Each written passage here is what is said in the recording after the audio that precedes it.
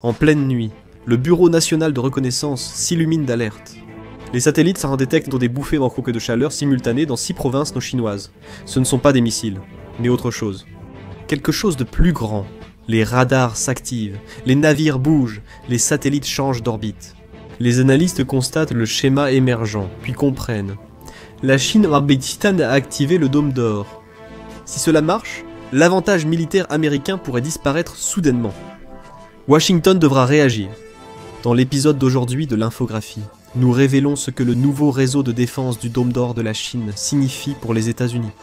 Le Bureau national de reconnaissance a réalisé un problème lorsque les radars chinois au Tibet se sont successivement activés. Les choses ont empiré quand des navires de guerre en mer de Chine méridionale se sont alignés en motifs géométriques parfaits, formant un réseau délibéré. Des drones de haute altitude ont été stationnés à des altitudes précises au-dessus du Xinjiang. Au-dessus. Des dizaines de satellites ont ajusté leurs orbites de façon très coordonnée. 3 semaines auparavant, la CIA avait intercepté des rumeurs sur un nouveau réseau de défense antimissile protégeant toute la Chine. Le bureau Chine l'a signalé comme étant significatif, mais il manquait de contexte pour voir l'ensemble du tableau. À l'aube, les analystes du Pentagone ont reconnu le dôme d'or, premier bouclier antimissile continental venait d'être activé. Si cela marchait, tous les plans d'attaque américains devenaient obsolètes. En quelques heures, les responsables américains réclamaient un nouveau type de défense, leur propre dôme d'or. Mais à quoi cela ressemblerait-il réellement ? Imaginez le système antimissile Terminal High Altitude Area Defense américain, déjà impressionnant comme unique défense contre les tirs au but. Imaginez la Chine, formant une équipe de gardiens, capable d'anticiper la trajectoire du ballon avant qu'il ne soit frappé.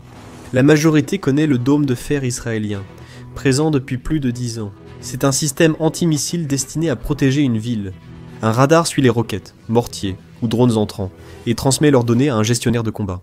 Ce système prédit la trajectoire des projectiles, et n'envoie un intercepteur que si une personne ou une infrastructure critique est menacée. Penser que la version chinoise n'est qu'une série de lanceurs renforcés pour un site précis est une erreur. Prenez cette même logique de triage du dôme de fer israélien. Tout suivre, classer les dangers, ne tirer que sur ce qui compte, et appliquez-la non plus à une seule zone métropolitaine, mais à tout un hémisphère. C'est la promesse et le problème de ce que la Chine est en train de construire. Un immense réseau intégré de capteurs spatiaux, de radars montés sur des navires, de drones installés au sol et d'intelligence artificielle, tous travaillant ensemble pour suivre des milliers de missiles entrants en même temps. Si ce système fonctionne comme la Chine l'affirme, le calcul stratégique occidental pourrait être totalement bouleversé. Certains experts pensent qu'il serait le premier système de défense aérienne à portée mondiale.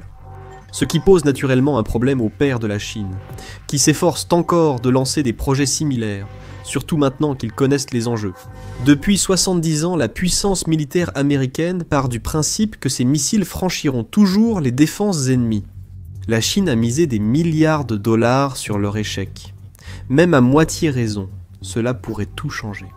Il est intéressant de se demander pourquoi le monde a évité une guerre totale depuis plus de 70 ans, malgré des milliers d'armes nucléaires prêtes à l'emploi. La réponse tient entièrement à l'absence de systèmes comme ceux-ci. La plupart des gens ne réalisent pas que le principal effet secondaire des armes nucléaires est qu'elles ont tendance à maintenir la paix parce qu'elles sont fondamentalement imparables. Il y a ce concept appelé destruction mutuelle assurée, ou destruction mutuelle assurée. La logique est simple. Personne n'utilise de bombes nucléaires, car tout le monde mourrait. Facile, non? On ne peut pas se défendre contre des milliers d'ogives qui nous frappent. Pourquoi essayer? La stratégie consiste alors à s'assurer absolument que votre ennemi sache que s'il appuie sur le bouton, il signe aussi son propre arrêt de mort. La vulnérabilité de ce système est en fait ce qui permet à tous de survivre. Personne n'osera attaquer tant que nul ne peut se protéger. C'est la relation la plus dysfonctionnelle. Mais d'une façon ça marche, du moins jusqu'ici. Vous voyez. Le concept d'un dôme doré change cela. Non pas parce qu'il a fonctionné dans le passé, mais parce qu'il pourrait fonctionner, à l'avenir. Pas parfaitement. Aucun système ne le fait. Mais peut-être assez pour que les planificateurs militaires sino-américains revoient leur perception du risque. Et soyons clairs, dans le jeu de poker à enjeu élevé de la dissuasion nucléaire, pensez différemment au risque. C'est comme ça qu'on finit avec des champignons atomiques. Disons simplement que la Chine met à exécution son plan de réunification de Taïwan en 2027 maintes fois menacé. Cela commence par un blocus, puis viennent les cyberattaques, la pression économique, l'isolement diplomatique. Les États-Unis déploient des groupes de porte-avions dans la région. Les tensions montent, quelqu'un ouvre le feu, et ensuite les choses deviennent sérieuses. Les porte-avions américains ont historiquement agi avec confiance dans des situations similaires. Pourquoi ? Parce qu'ils sont protégés par plusieurs couches de défense et une puissance de feu écrasante. En cas de conflit, les États-Unis peuvent viser des cibles chinoises à grande distance grâce à leurs missiles Tomahawk. La nouvelle plateforme chinoise de Big Data d'alerte précoce bouleverse rapidement la situation. Leur réseau de défense pourrait suivre les Tomahawk américains dès leur lancement. Son algorithme d'intelligence artificielle recueille en même temps des données satellites, navires, radars et drones. En théorie, le système peut identifier des milliers de missiles pendant leur phase de lancement, calculer leur trajectoire et diriger des intercepteurs pour les neutraliser. Tout cela avant qu'ils n'atteignent la stratosphère. Une attaque de 200 missiles censés submerger la cible fait maintenant face à un taux d'interception hypothétique de 60 à 70%. Les unités navales américaines n'ont plus la garantie de toucher leur cible. Le hasard devient trop coûteux. Des missiles à 1 million de dollars sont détruits par des intercepteurs du même prix, sans savoir qui manquera de missiles le premier. À ce rythme, le problème tactique vire au cauchemar stratégique. Un président risquerait-il vraiment une escalade nucléaire pour Taïwan alors que les armes conventionnelles sont désormais 2 fois plus chères et moins efficaces ?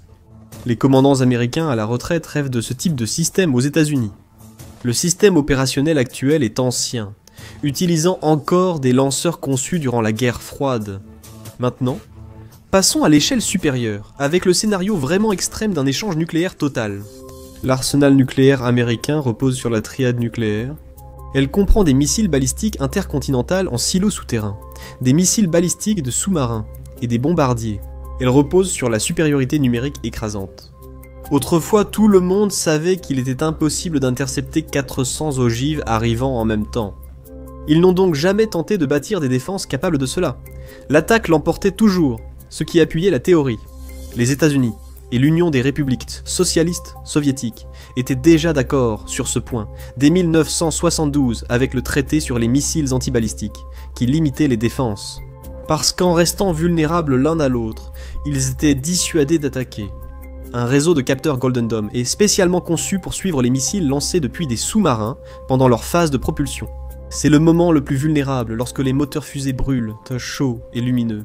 Les sous-marins Ohio, réputés discrets et profonds, affrontent désormais une réalité sombre. Leur lancement pourrait être repéré et suivi en quelques secondes. Les satellites détectent partout l'équivalent nucléaire d'une bouffée de chaleur, simultanément. Tout repose sur les mathématiques. Si la Chine intercepte 40% des ogives, les États-Unis doivent-ils doubler leur arsenal pour garder leur dissuasion ? Le tripler. Et si cela poussait la Chine à construire plus d'intercepteurs ? Le bureau du budget du Congrès estime que maintenir et moderniser l'arsenal nucléaire américain coûtera près d'1 billion de dollars sur 10 ans. Si le nouveau réseau de défense chinois force les États-Unis à s'étendre ou se moderniser pour le surpasser, ajoutez quelques centaines de milliards supplémentaires. Cet argent aurait pu servir aux infrastructures, à la santé ou à l'éducation, tout ce dont les Américains ont besoin. Il faut désormais convaincre le public qu'il est dans son intérêt de rétablir, voire dépasser, les niveaux de dissuasion de la guerre froide. C'est l'inverse de ce que des générations espéraient depuis la chute du mur de Berlin. Depuis 30 ans, la doctrine militaire américaine repose sur le concept de frappe de précision à longue distance. L'idée principale, c'est qu'ils n'ont pas besoin de s'approcher de vous, parce qu'ils peuvent vous atteindre de très loin. Tomahawks, drones et armes à distance sont conçus pour protéger pilotes et marins américains, tout en détruisant les cibles. Ainsi, les États-Unis ont remporté la plupart de leurs engagements tactiques pendant la guerre du Golfe, au Kosovo, en Afghanistan et en Irak. Une supériorité technologique écrasante, projetée depuis des distances sûres, sans intercepteur fiable pour l'arrêter, équivaut à de grandes victoires. La présence d'un dôme d'or rend cette doctrine obsolète. Si vos missiles sont interceptés de loin, il faut vous rapprocher, ce qui augmente le danger. Plus de danger signifie plus de pertes. C'est quelque chose que les États-Unis n'ont jamais été prêts à accepter, du moins historiquement. Tous les plans de guerre du Pentagone incluent des scénarios pour la Corée, la mer de Chine méridionale et le Golfe Persique. Ils doivent être réécrits en urgence. Ce schéma est l'un des plus anciens de l'histoire militaire. Chaque fois que quelqu'un construit une meilleure défense, quelqu'un d'autre développe une offensive plus puissante pour la vaincre. C'est arrivé avec les châteaux, c'est arrivé avec les fortifications, et ça se reproduit avec la défense antimissile.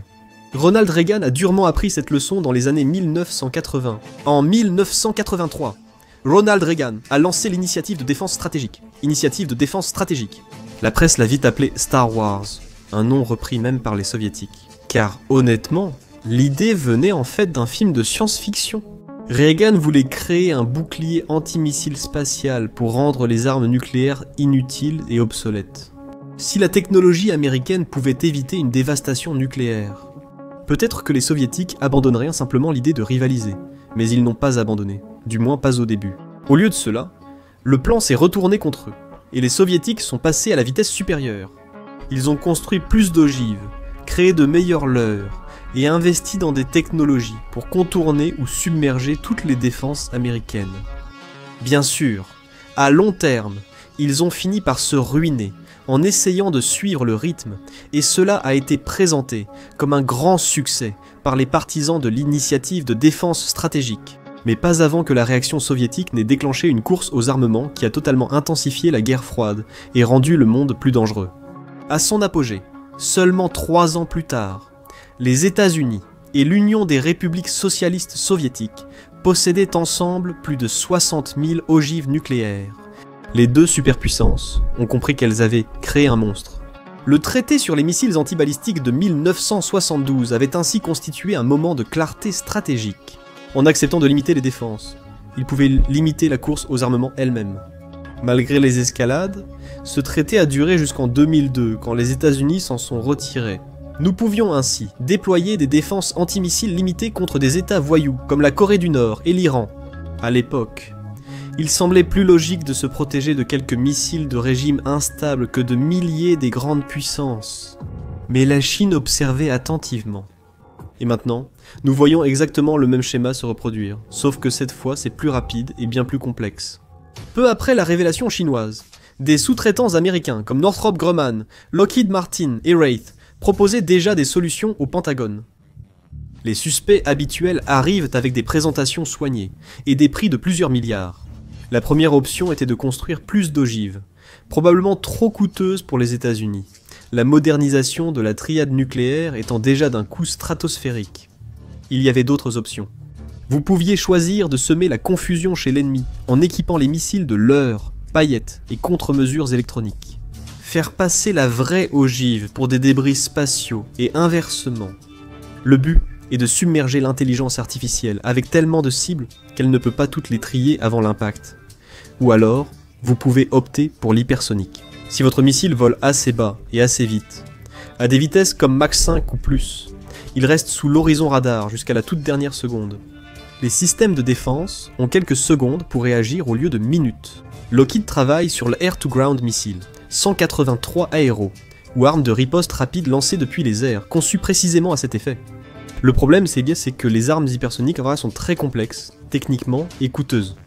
La Chine y travaille déjà, ce qui montre qu'elle pense déjà à contourner ses propres défenses. L'autre option consiste à essayer d'aveugler le système. La plateforme chinoise de Big Data pour l'alerte précoce dépend de l'efficacité de ses capteurs. Que se passe-t-il si vous supprimez les capteurs? Détruisez les satellites, brouillez les radars, piratez le réseau. Cette stratégie nous plonge dans la cyberguerre et la lutte spatiale, ouvrant une nouvelle boîte de Pandore. La nouvelle génération de défense antimissile utilise une constellation de satellites en orbite basse pour une couverture continue. Ces satellites sont à la fois l'atout principal et la plus grande faiblesse du système. Ils sont là-haut, visibles, traçables et extrêmement coûteux à remplacer. Les États-Unis développent des armes anti-satellites depuis la fin des années 1950, même si la technologie a évidemment évolué. Le SM-3 peut atteindre l'orbite terrestre basse. L'avion spatial X-37B mène depuis des années des opérations orbitales secrètes. La Chine sait que les États-Unis ont ces capacités, et les États-Unis le savent aussi. Cela crée ce que les stratèges militaires et les analystes budgétaires du Congrès appellent une situation « utiliser ou perdre ». Aveugler les capteurs de la Chine impliquerait probablement la destruction préventive de leurs satellites en orbite et de leurs actifs spatiaux. Bien sûr, vous pouvez créer un avantage tactique, mais vous avez aussi déclenché un acte de guerre sans équivoque qui pourrait provoquer une escalade immédiate. Détruire des satellites génère des débris voyageant à 27 000 km/h en orbite. Ces fragments peuvent détruire d'autres satellites, ce qui crée encore plus de débris, qui détruisent à leur tour d'autres satellites, générant ainsi encore plus de débris. Sans surprise, cela porte un nom. Le syndrome de Kessler, nommé d'après le scientifique de la National Aeronautics and Space Administration, Donald Kessler, qu'il a prédit en 1978. Au pire, une telle chaîne de réactions rendrait l'orbite terrestre basse inutilisable pendant des décennies. En fait, vous ramenez le ciel des années 60 pour aveugler l'adversaire. Si votre force dépend plus des hommes que de la technologie, cette tactique prend soudainement du sens, aussi pervers soit-il. En 2007, la Chine a prouvé sa capacité anti-satellite en détruisant volontairement un de ses satellites météorologiques. Cet essai a généré plus de 3000 débris traçables qui resteront en orbite des décennies. C'était une preuve de concept et un avertissement clair. La Chine peut le faire et est prête à en assumer les conséquences. Un autre paradoxe distingue l'initiative du Dôme d'Or des anciens systèmes d'armes. C'est que vous ne pouvez littéralement pas vérifier si cela fonctionne sans le tester. Et vous ne pouvez pas le tester sans révéler ses capacités. Avec les armes offensives, la vérification est simple. Les satellites peuvent compter les silos de missiles, les inspecteurs peuvent visiter les bases de bombardiers, les patrouilles de sous-marins peuvent être surveillées. Les chiffres sont vérifiables. Mais comment évaluer un système défensif? Comment prouver qu'un réseau de capteurs peut ou ne peut pas faire la différence entre de vraies ogives et des leurres sans réellement tirer de missiles dessus? Cela signifie que tout accord futur sur le contrôle des armements lié à la défense antimissile aura un problème de vérification insoluble. La Chine pourrait dire que le Dôme d'Or est uniquement défensif et limité.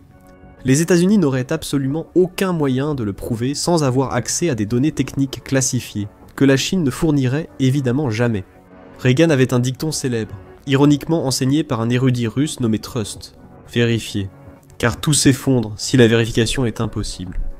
Et c'est pourquoi tant d'experts en contrôle des armements sont assez pessimistes quant à la possibilité de négocier des limites significatives dans cette nouvelle ère du Dôme d'Or.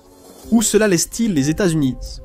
Dans une situation où deux idées opposées peuvent être vraies, les initiatives du Dôme d'Or sont soit le début d'une dérive inquiétante vers l'instabilité stratégique, le choc qui a réveillé l'innovation américaine. Le scénario pessimiste frappe fort. Chaque année, la Chine accroît son budget militaire, déploie des missiles anti-navires, planeurs hypersoniques, flotte navale, chasseurs furtifs et une cyberforce nationale. Ajoutez cela au bouclier antimissile intégré, et tout plan d'attaque américain paraît soudain obsolète. Les simulations de guerre révèlent déjà d'importantes pertes sans réseau de défense antimissile continentale. Ajoutez une interception crédible à grande échelle et les coûts s'inversent, tandis que les budgets restent limités. Chaque dollar utilisé pour percer un dôme dans l'espace n'est pas investi dans les ponts, écoles ou hôpitaux. Il y a aussi le problème de l'alliance. La dissuasion élargie n'opère que si Tokyo et Séoul croient que Washington prendrait le risque. S'ils cessent d'y croire, la prolifération cesse d'être une théorie et devient une routine. Mais les optimistes ne rêvent pas en l'air. La puissance américaine s'est toujours accrue sous pression. Le projet Manhattan, Apollo, la furtivité, aucun n'est né du confort. Quand la survie devient l'objectif, les exigences baissent, les délais raccourcissent et le goût du risque grandit. SpaceX n'a pas réduit les coûts de lancement avec de meilleurs mémos.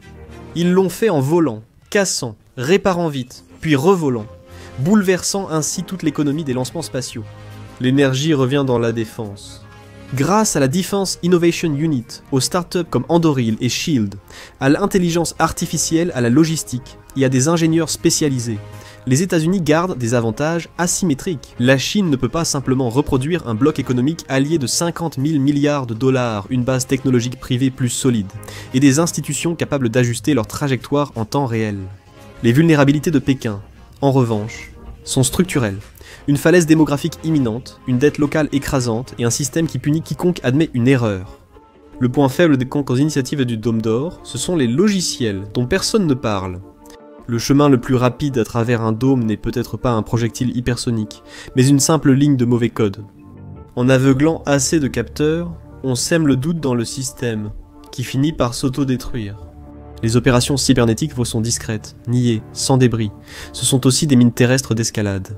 Si les lumières des vacillent en crise, est-ce un bug, un sondage ou le début de pire? L'ambiguïté sous pression transforme les erreurs en catastrophes. La leçon à retenir pour les États-Unis n'est ni la condamnation ni la sécurité garantie, mais une exigence plus forte. Les nouvelles initiatives de défense balistique de la Chine ont forcé Washington à se confronter rapidement à 3 questions. Les États-Unis peuvent-ils déployer des moyens de pénétration et de tromperie à grande échelle en quelques mois, et non en décennies? Peut-il protéger suffisamment ses capteurs et ses réseaux de commandement pour résister à la tempête de brouillage et de piratage qui s'annonce? Peut-il faire les deux, sans nuire au budget allié ni à la dissuasion? Si oui, le Dôme d'Or est un catalyseur, non un cercueil. Sinon, le manuel sûr de l'Amérique, frappé à distance à son rythme, n'est plus fiable. L'horloge tourne. Les prochaines actions nous diront dans quel monde nous allons vivre. Le Dôme d'Or pourrait changer l'équilibre des pouvoirs pour les États-Unis. Mais si les choses empirent vraiment? Découvrez le plan chinois pour la 3e guerre mondiale et voyez comment Pékin se prépare, ou regardez cette vidéo.